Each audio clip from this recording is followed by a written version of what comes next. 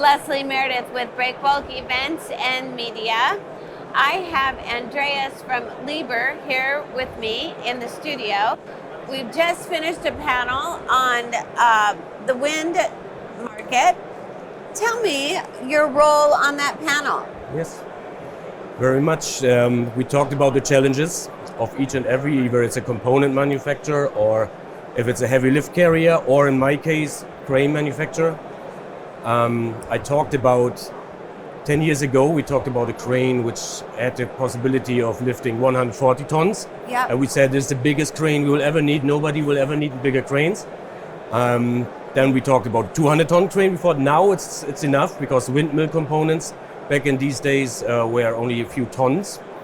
Now we have a crane which is capable of lifting 300 tons and a tandem lift 600 tons. And this is just the edge to lift the nacelles and the whole windmill components that are available right now. So this is the turning point where we need to rethink everything, go bigger or do it differently. This is what we try to figure out at this discussion. And we answered a few questions, but we raised plenty more. So I bet you did. Well, it's really interesting when I was talking to Antonio. He was saying that as a components manufacturer, they used to have the mindset of we'll make it and that's it, goodbye, we're done. Mm-hmm. And now if you can't transport it, you can't make it, really. It's a deal breaker for them. So tell me some of the challenges of transportation that you're seeing now. The challenge is, it's not just the roads. We're talking precisely in my respective role as mobile harbor crane manufacturer, it's the ports. And the ports have a certain setups.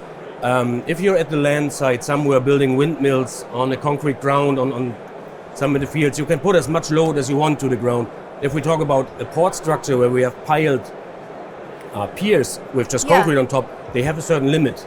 And basically every time a component gets 10%, 50% or more on weight, we're talking about hundreds of tons on top, you eliminate plenty of ports already who are able to handling this because they cannot accommodate a crane that size because the load to the pier would just maybe break it. So this is the challenge. The whole infrastructure logistic has to adapt.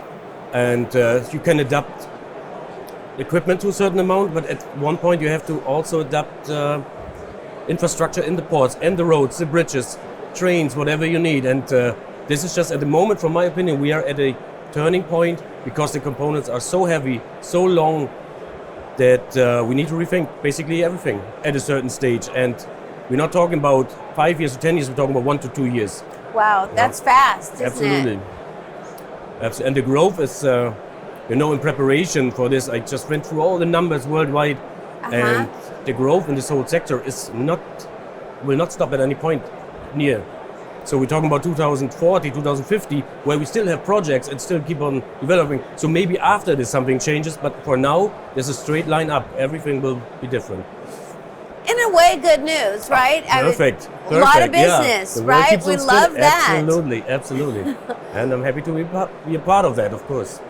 But we've got to address those challenges. Yeah, right. Yeah, I get that. All right, well, thank you so much. Thank you very much. Gives us something to think about and work together on overcoming it so we can meet the needs that meet the demand. Wonderful, we'll do that. All right, thank you so much. Thank you very much. Nice to see you.